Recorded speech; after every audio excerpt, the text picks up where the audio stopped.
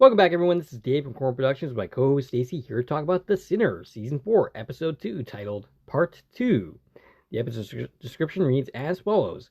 A new suspect leads the investigation into an ongoing feud between the Lambs and the Muldoons. The series was based on a book by Peter Hammerspar and created by Derek Simmons. The writing credits are pretty much the same as last week, except for a written for television credit by Jonathan Caron. I'm not sure what's up with the writing credits on the series, but it seems a little weird the way they're structured. The episode was directed by Adam Bernstein, who directed 4 episodes in total, the last of which will be the next episode after this one. Okay. And the episode originally aired on October 20th, 2021. Before going any further, I'll tell you a couple things. One, it's not a spoiler-free podcast. If you haven't watched the episode, I highly recommend you go and check it out, and then come back and give us a listen. Secondly, if you're listening on one of the platforms that this podcast is now available on, please subscribe. You can also head over to my YouTube channel, Corn Productions, where additional content can be discovered. If you're already on my YouTube channel, please like, share, and comment, as well as subscribe to our channel. Alright, so Stacie, I realize that this question is kind of harder than usual because you can't really take this an episode-by-episode case. You have to watch the entire story to really form an opinion. Sure. But, your thoughts on this week's episode. Alright, so rewatching this episode, I realized this is a lot more heavy on flashbacks than I had remembered. In my brain, this series was more about, like, the hallucinations of Percy. I gotcha. Where, at least in this episode, that was very minor. We had her for, like, a second. But it's super heavy in flashbacks. And I don't know if that starts shifting more as the season goes on. Right. But yeah, this was...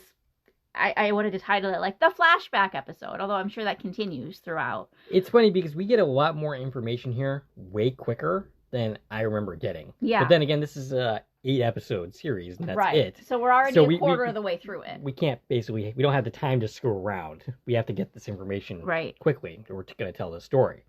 It's funny because I remember CJ, the character of CJ, being Kenny-like. But... Kenny from. Oh. But watching this episode, I realized that's a very incorrect impression because he's not nearly as good as Kenny was or is in the series From. Sure. He's not nearly as moral. But I'm not saying he's a bad guy, but he's not Kenny-like. At this point, like, he's the new suspect, right? That the description is talking about. So the point of his introduction in this is we're supposed to suspect him as being somebody who did something nefarious. So we're going to see things painted in that picture. Right. And as I recall, we will get to know a lot more about him the further we go on. Yes. I think he's not in 2 episodes. He wasn't in the first episode. I don't think he's in the next episode, but other than that, he's in the rest of the episodes. Okay. So, yeah. If I recall his page and, his credit list correctly. But, yeah. So, do we have any other thoughts before moving on into this thing? We might as well just jump right into our scene by scene. If you haven't watched our episode 1 analysis, go back and start there. Yes. We covered in episode 1 the acting career of everybody in this show. and we're going to get a few more in this. We have a couple more. It's not going to be but as bad. We're not going to go back over all of them today. So. Yes, so the episode begins at the cliffs where Ambrose last saw Percy.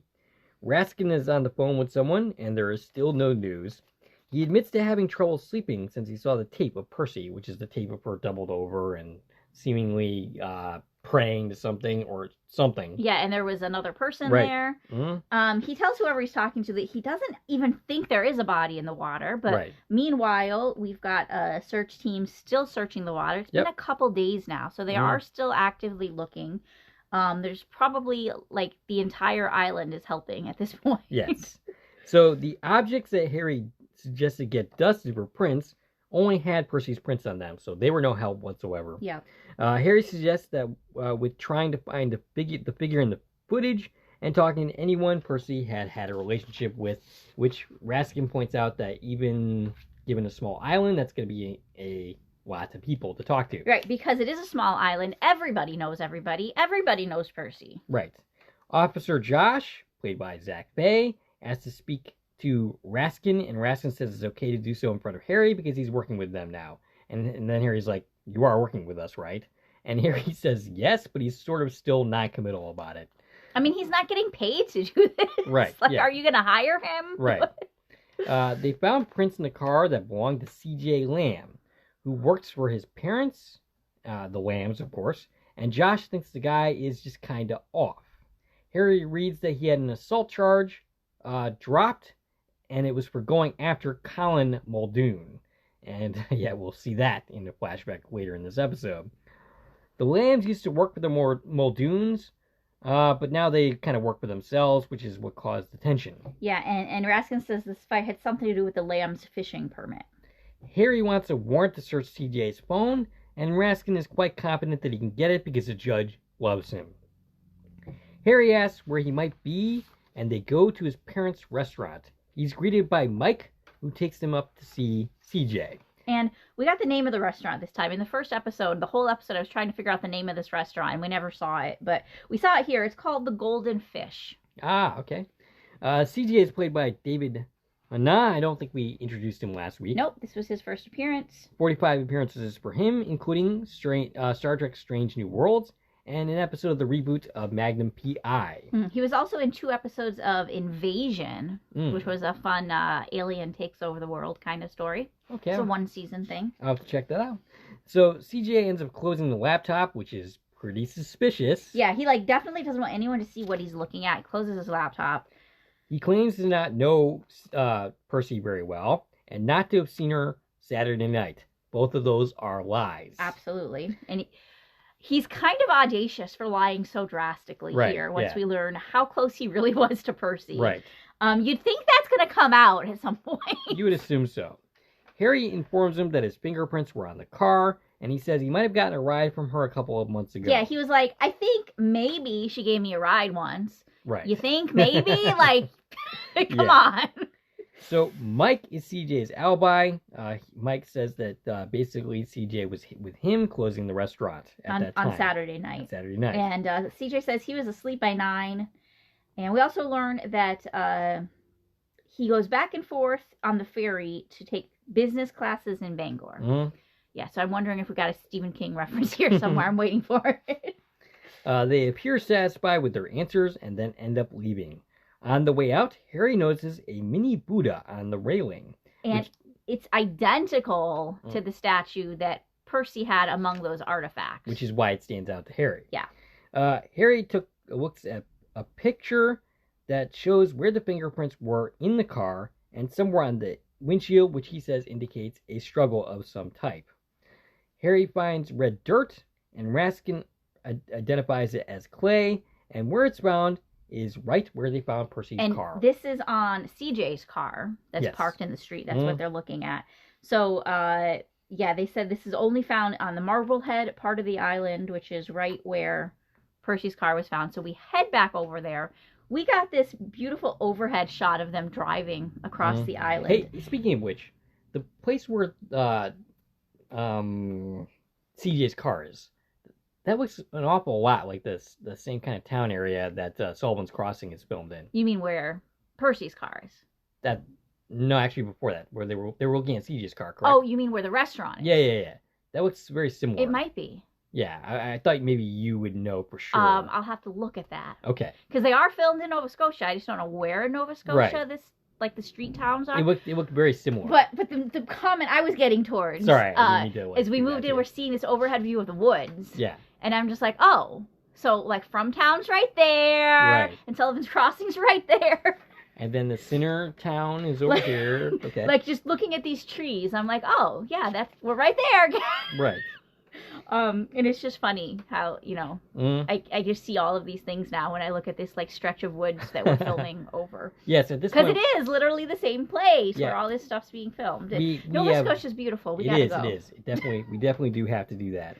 I guess I have to get on that passport thing. But I will look into exactly where in Nova Scotia this was filmed as far as the little town scenes. Right, because I think it might actually be right where Sullivan's where that diner is. Shannon's. Yeah, Shannon's diner. I'll look into that. Okay. So he goes back to the unhelpful guy. And this is Dees. Yes. Which he was one of the people that we didn't identify who he was last week. Right. That's him. He's Dees, played again by Chick White. And this is his last appearance, correct? Yes. Okay. He tells him that he has no interest in what he's doing in the trailer. Eventually, he offers some vague threats about, although I don't have any interest in what you're selling here, Raskin might. Yeah. But and he showed CJ's photo, and of course Deez was like, I don't know him. But Harry's very persuasive, right? And gets him eventually to cooperate, basically by threatening to have him arrested for selling drugs. Right. Which, like, he clearly, you can see through the window, there's people just doing drugs right inside the trailer. Right. Like, this is the party place, you know? So he changes his tune and he says that CJ was here Saturday night, hanging out for a couple hours, but he was looking for a fight. Yes, I'm not sure what that even means, honestly. If I recall, we do get a flashback to that interaction, although, no, this is his last appearance. Yeah, I think so. Maybe I'm wrong about that. Maybe he appears another one. This was his last appearance according to IMDb, but we do know IMDb is wrong sometimes. Yeah. Or maybe he appears in a flashback scene but doesn't speak, which is why he doesn't get a credit. Perhaps. Yeah. That's possible. Yeah. So, CJ, meanwhile, we cut to a flashback. He's snorting up drugs. This isn't a flashback. Actually, this is actually now. present day. Yeah. So it's a little hard to follow the timeline in these notes. So, yeah, he's doing some drugs. Yeah, he's looking at pictures on the computer of Percy. Pictures of Percy, and then he has a flashback. Right. To when Percy is meeting up with Brandon on a dock, and they're pretty much flirting. And we met Brandon in the last episode. CJ is studying. He's got his economics book. He's apparently missing some of his class to be here for some reason. And Mike is very upset about this. Right. And he gets asked to help by Percy, and he's clearly got a crush. Yeah. And then we cut back to the current day where he's deleting some pictures off his computer. He's deleting lots of pictures of Percy. Right. And Brandon. That are kind of stalkerish. Yeah. I mean, not kind of. They are stalkerish. Right. It's like he's been following her and taking lots of pictures. And he pulls up one, and he starts to please himself, too. Yeah, it's like the last picture. He's deleting them, right? Because the cops are asking questions now. So he's deleting the proof of his connection to this girl. Right. But he just takes a moment before deleting that last picture. He's not quite ready to let her go yet. Right. So Raskin walks with Harry, discussing the CJ's phony story. They go and talk to Brandon. I think at this point they realize that Mike's story is crap, that he actually lied. They want to know the story of CJ and Colin's fight. So we have the flashback, and it's funny how this is referenced throughout the rest of this season by other people. They're like, oh my god, he violently attacked Colin. But what actually plays out here is Colin is giving CJ some crap. He's like, hey, why don't you arm wrestle my sister and we'll do like a tournament. And eventually Percy gets pissed off enough that he takes a swing at Colin. But Colin easily handles CJ here because he outweighs him by 500 pounds. I want to point out that Percy's not Colin's sister. It's his niece. Oh, okay. So I have the relationship there wrong. Okay, so, yeah. So that's what happened there. But, from here on out, it'll be like, oh my god, you viciously attack Colin. And that's just not how this goes. Everybody's taking Colin's side in this. When he's the one who was starting the trouble. Basically. I mean, I get it. Basically, this is some teasing. This isn't meant to be hurtful or hateful. This is just, typical guy razzing. Yeah, but we also get the picture that, the Lamb family has been a little overly harassed. Okay. Yeah, so Harry asks Brandon why him and Percy broke up, and it seems to be a mystery even to Brandon. She just showed up drunk one day and broke it off and never gave a reason. Yeah, it was Labor Day a couple years ago, and they were about to leave for a weekend away together. She showed up drunk and called it off. Right. And I feel like we do get more of that specific story later. Yeah, I'm sure we do. As well. So, Sonia and Harry are at a cookout with their friend Greta, who we met last episode, and who I think we don't see again after this one. They are discussing the case when Harry notices a woman. And this is Cynthia, played by Marla Austin. He has flashbacks to women dancing in the water naked, who, of course, this was this actress. Now, I want to point out... that you were right? Yes. But that's not where I'm going with this. Okay. Yes, I was right. Yeah, so Cynthia was one of the characters last time that I couldn't identify exactly who she was. She was the woman in the woods that I thought was Meg. You were right, that wasn't Meg. Yes, Meg played by Frances Fisher, which means that in Sullivan's Crossing, I confused this actress with Frances Fisher. Right. In this series, You confused this actress with Frances Fisher. That's correct. That's where I was going with this. I'm not, tooting my own horn, but it's pretty funny. She played Dr. Rosario in episode 109 of Sullivan's Crossing. Mm-hmm. So he says he thinks he might have seen her before, and she says, no, and she starts to laugh sinisterly. Yeah, and he's like, oh, you were swimming? Right. And clearly she knows what he's talking about, but she pretends like she has no idea what he's talking about. And she's acting kind of psychotic here. This is her last appearance. We don't see this character again, which is kind of weird. But anyway, I thought she might come back into it again at some point, but she does not, apparently. So CJ... At least not with lines. Right. No. Yeah, she might be there, but she's not. She doesn't actually have lines. CJ and his argue. Huh? CJ and Stephanie are arguing. Yeah. I'm like, what? You missed the word mom, right. I think. Yeah, okay. Apparently, she's been going through his things. She wants to know what the police are looking for. And they're having this whole argument. And then Harry and Raskin show up. Right. And because they know that Mike lied about the alibi, and they basically want to take him into the station, but they don't want to arrest him just yet. Yeah, but they're saying, hey, look, if you don't come with us, we're going to have to arrest you. Right, so they want him to come down to the station.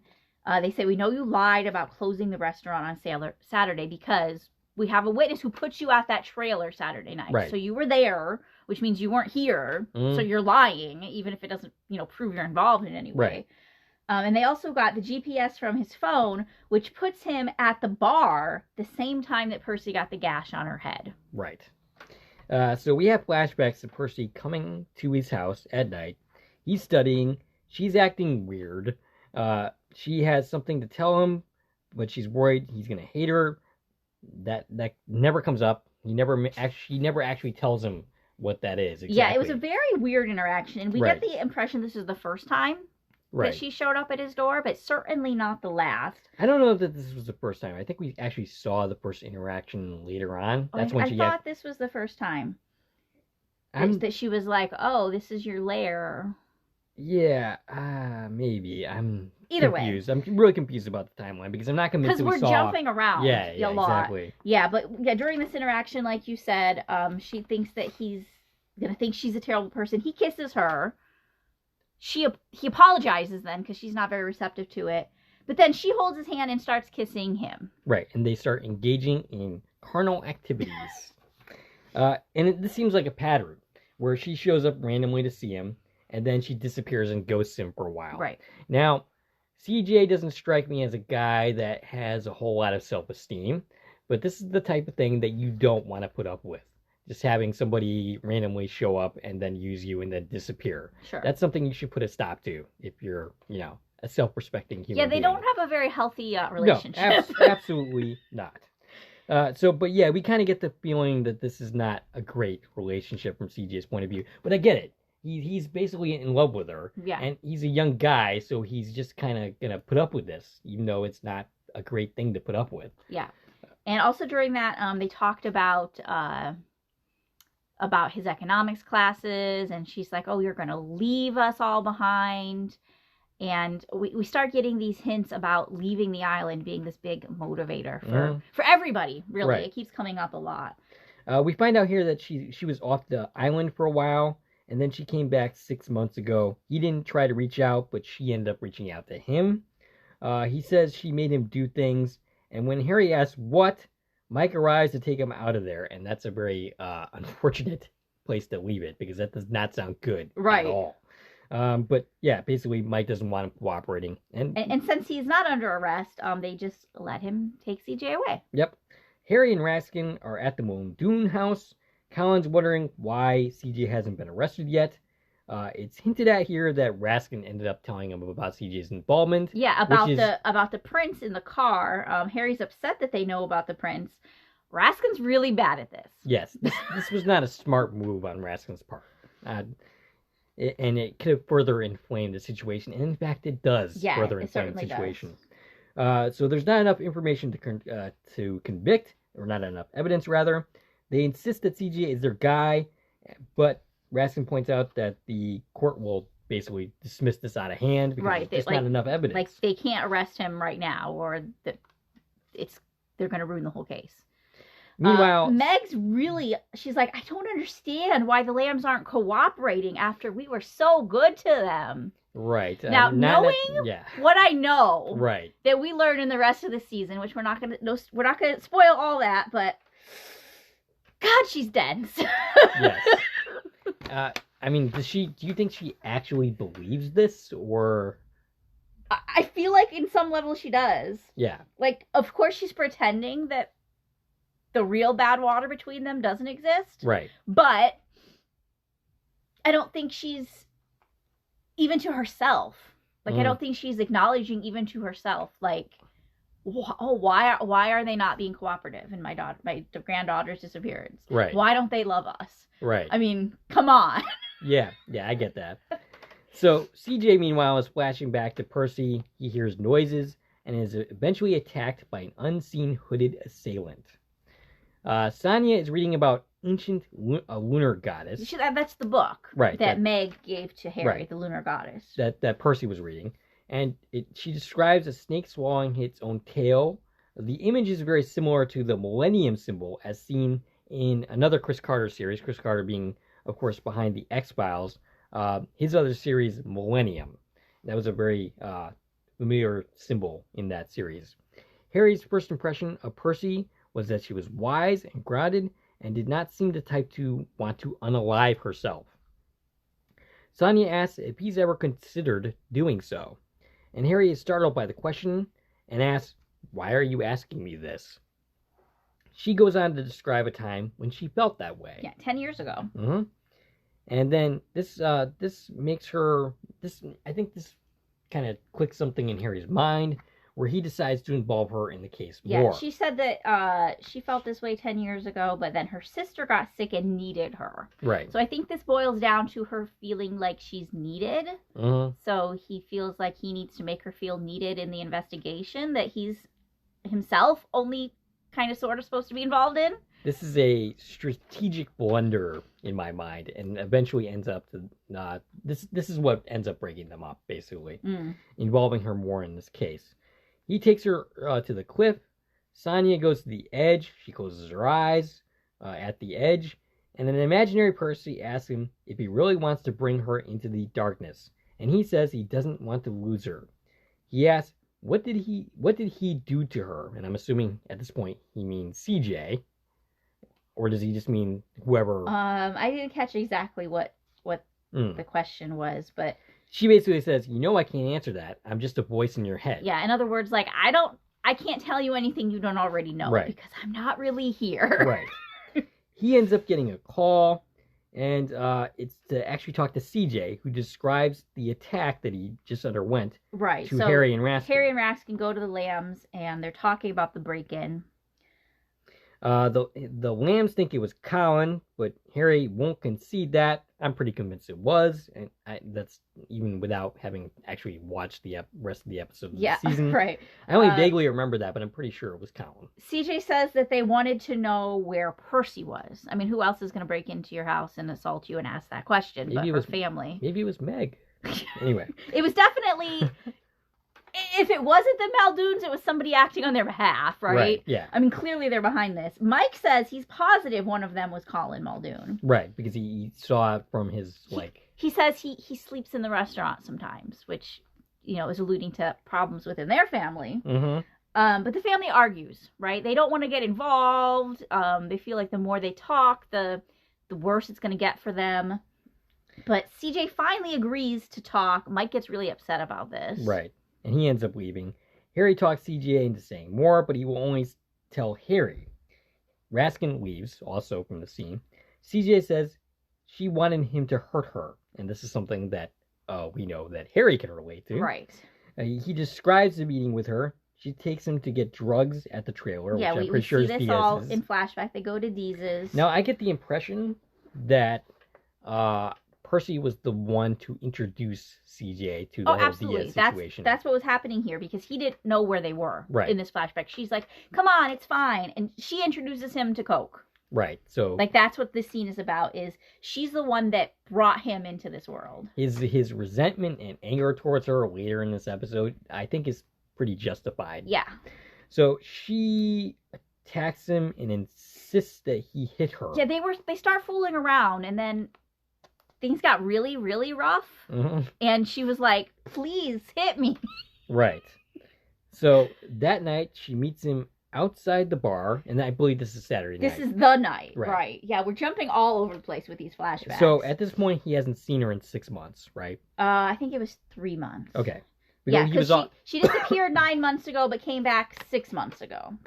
So she was only gone for 3 months. What are you looking at me like that for? Wait. So she was gone for 6 months, but she was only gone for 3 months? No, okay. So what I have earlier when they were talking about this, she left 9 months ago. Okay. But 6 months ago, she came back. Okay. So she was only off of the island for 3 months. Gotcha. Which means it's been 6 months that she's been back at the island. Right. And they haven't seen each other. So they haven't I guess so 9 months it's been altogether since they were hanging out. All right. We're okay. So yeah, during these 6 months that she's been back, she hasn't been by to see him. He's already annoyed and angry with her. He thinks she's been using him. From my perspective, she has been. And this is where we hear her talking to her friend Carrie. Remember the singer? Yes. Yep. And she says, I'm going to go to the bathroom. I'll be right back. But instead of going to the bathroom, she went out the back door. So this is all happening behind the bar. But she says that he actually did like her, so she wasn't using him, according to her. He wants to go somewhere and suggests Diaz's, but she insists she doesn't do that anymore. But she, got him addicted to coke. And this is where he's like, I really hate you. Right. And like I said, I think his anger is completely justified here. Yeah. She basically screwed him up. Yeah, that's what he said. He's like, you messed me up. Right. As women will now do. He's addicted to drugs. Right. He doesn't know where he stands with her. Right. His life's a mess. And she's just like, oh, I'm better now. Yeah. Nice to see you. So CJ angrily... Oh, yeah, we just said that. So she again accuses him of using her. He again accuses her of using him. Yeah, and he finally stands up for himself. She always makes it about her. Right. It gets a little physical. He accidentally lets go of her, and she ends up falling into a pole or something along those lines. A column. Yeah. Is what I called it. Some structural piece of the bar. Which is how she got that injury that we saw in the last episode. Yeah, the gash in her head. She says she would tell him, but they won't let her. And CJ asks, who are they? And of course, we're not going to get an answer to that question just yet. Right. Harry asks, after the flashback, asks if he saw her later that night, after he went to Diaz's. And he says no, he just went to Diaz's and went home. He swears he didn't follow her out to the docks, and Harry brings up the Buddha, and it was one of the objects that were out on the bluff that Harry ended up finding. Mm-hmm. And CJ reveals to Percy. So we have another flashback. CJ reveals this Buddha figure, and he talks about how he can't leave the island because no one is there to help his parents. And this is during one of the nights where she's in his room. They're having some pillow talk. Yep. And again, they're talking about leaving the island. He says he couldn't leave. He feels too guilty, even though he's taking these business classes. It feels like he wants to do something bigger with his life. Mm-hmm. And she talks about how she feels the same way. And we know that's something she's struggling with, right? She doesn't want this life. Right. He ends up explaining the Buddha to her. And she seems to be taken with it. He offers it to her, and she reluctantly ends up taking it. Yeah. It's an object to remember him by. She thinks it's beautiful. He tells us the story that his dad brought them back from China, one for each member of the family. We get a reference here to a brother, which we don't know much about that yet, but it's brought up here that he has a brother. And, she ends up taking the statue. So now we've explained where 2 of the artifacts have come from. Right. The rope and now the statue. He asks, why did you get it? He asks, why me? Why now? Right, yeah. And she basically says, I couldn't see you before, but now I can. That's cute. Anyway, Harry talks with Meg and tells her that he doesn't believe CJ had anything to do with her disappearance. Says beating a confession out of him won't do any good. She denies any involvement in that, but of course there has to be some kind of involvement. Harry confronts her with leaving the island, that this is something previously that he did not know about. Right, that she should have told him about that, but she doesn't see how that's relevant. I mean, I can see that. Like, okay, she left the island for 3 months last year. What's that have to do with her disappearance? Right. Harry pursues the line of questioning, but she gets angry that he isn't going after CJ and leaves in disgust. And not before she brings up the cut on Percy's head. Right. And Harry ends up asking, did you tell her about this? Right, which seems like a perfectly logical question. Because he's already told them about the prince in the car. Yeah, he's already done it. Yep. But he swears he didn't tell anybody about Percy's cut on her head, which is very telling. Right. Because Meg claims the last time that she saw Percy was when she left work at 5 o'clock on Saturday. Mm. Therefore, she shouldn't know anything about the cut on Percy's head. And that is where the episode ends, on that revelation there. And So the mystery deepens. Yeah, so we have more questions. We have lots more questions about what the heck is going on between the Lambs and the Muldoons. Mm-hmm. What the heck was going on between Percy and CJ. Yep. I mean, obviously we got some idea what's going on, but there's definitely more to it than what we've seen so far. And are these two men capable of solving this mystery? And where is Percy? Right. We still don't know. Did she actually jump? Right. Or we still don't know. Is she hiding out somewhere? And what's with these women that are swimming naked? What's with the women? What's with the artifacts? Right. Like, it's just a whole bunch of cuckoo craziness right now, right? Yep. And it's not making a whole lot of sense. Mm-hmm. Let's see who. There were two other people who appeared in this episode, both of which I didn't catch on to who exactly they were. One was the character of Nancy. I think maybe she was somebody at that cookout Probably. that Greta was talking to. Either way, this is the only episode that Nancy's in. She's played by Charlene Colliel, and she's important. Okay. She's important in our grander discussions because, I mean, she wasn't too important this episode because I couldn't even pick her out, but she's one of the Nova Scotian actors. She's in 2 episodes of King and Palm. That's Reed Price's show. Yes. She is in From, episode 210. Okay, that's the last finale. episode. She played Dr. Brody. Oh, yes, okay. She's the doctor that Tabitha meets at the end of season 2.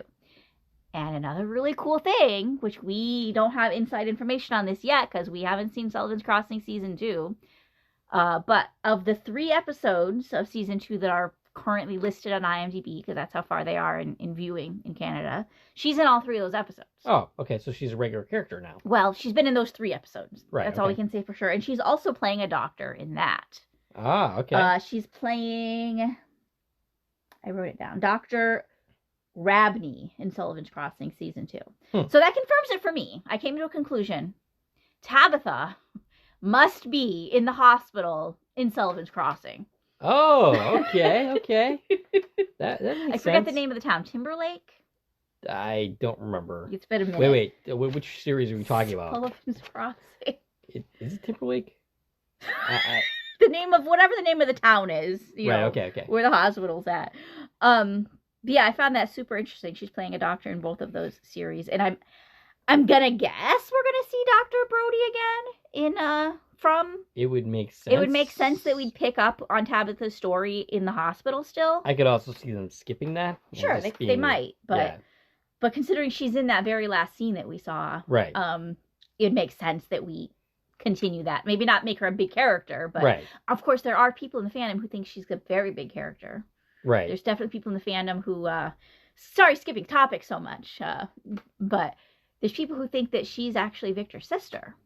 Oh, okay. I forget her name. I have not seen that particular theory. Yeah, I remember Victor's sister who potentially got out. Right. Yeah. Many years ago. Right. There's people comparing her, and I've seen side-by-side pictures of this actress with the little girl playing his sister, and it seems possible. Yep. That if her sister is around, that could be her. Well. So if that's the case, we're going to see a lot more of Charlene Khalil. Okay. Yeah. But we didn't see much of her here. She played a character named Nancy. Right. And does she appear in any other episodes? Nope, this is it. And the other character that I didn't quite place was a character named Jasper. Again, he's only in this episode, but it's another actor that I want to bring up. He's played by Ben Stone. Ben Stone. Okay, I know that sounds familiar. Yeah. So we had this conversation once before, and it took me a minute in his IMDb to figure out why we had this conversation before. Now, Ben Stone is the name of a fictional character, the lead character in Manifest. Right, okay. Which is why his name sounds familiar. And then I clearly remembered us having this same conversation on the podcast. I'm sure we did, and my memory is like Alzheimer's. I figured out who he is. He was in 2 episodes of Sullivan's Crossing, season 1. He played Mr. Smith. So that was Chelsea's dad. Okay. Oh, all right, gotcha. Yeah, okay. That was him. He's also in the movie The Child Remains with a bunch of these people we talked about. Yeah, Nova Scotian actors. Yeah. Gotcha. So yeah, they were both in this episode only, and didn't obviously play a big part in the actual story, but they were there somewhere. Yeah, well, that's cool. And that's all I have for new people that joined for this episode. Of course, everybody, a lot of people from the first episode were appearing again. And, of course, CJ Lamb was introduced this episode. Oh, one other thing I wanted to point out is I said we'd look on it last time. The actress who plays Sonia, Jessica. I said her name was Jessica. You said something else. I think I said Jennifer. I confirmed. It is Jessica. Yeah. Jessica Hecht? Yeah, Hecht? I think that sounds right. Something like that. It's Jessica, though. I was right. Yes, yep. So I was right about one thing. You were right about one thing. Well, that's nice. I'm glad we're tied. All right. So do we have anything else to say about this episode? I don't think so. Okay. Curious to see where we go next. Like, I remember the broad strokes of the season, right? But, like, where the details fall is kind of a surprise, right? As we rewatch this. Yeah. I mean, there's a lot of things I did not remember when watching this episode. Sure. So, in fact, I remember the CJ Lamb character very, very wrong than how I remembered. I like I said, I don't think he's a bad guy, but he's not quite as good as, say, Kenny that I originally kind of remembered him as being. And it's not because they're both kind of similar races. Yeah, I guess that's the best way to say it. But yeah, they just seem like similar people. But I'm wrong. Well, I do feel like, again, that maybe his character's being put in a little bit of a darker light in this episode particularly. Yeah. Than maybe he will be in future episodes. Probably. Because he was the place of the suspect until we get to the very end of this episode. I mean, just based on this episode, he's a sympathetic guy. Like, a lot of people can relate to being in this position, unfortunately. But all right, so we would like to hear from you. Stacie can be reached at? I reached out on Twitter, X, Instagram, and Threads at TVN Coupon Talk. And if you like this video and want to support the channel, there are a number of ways to do so. You can follow me on Twitter at Core Productions. You can join one of my Core Productions Facebook pages. You can buy something from the Core Productions store on Zazzle. You can buy me a copy. You can join the Core Productions membership for 99 cents a month. And of course, you can like, share, and comment on this video as well as subscribing to our channel. This is Dave and Stacie from Core Productions, signing off.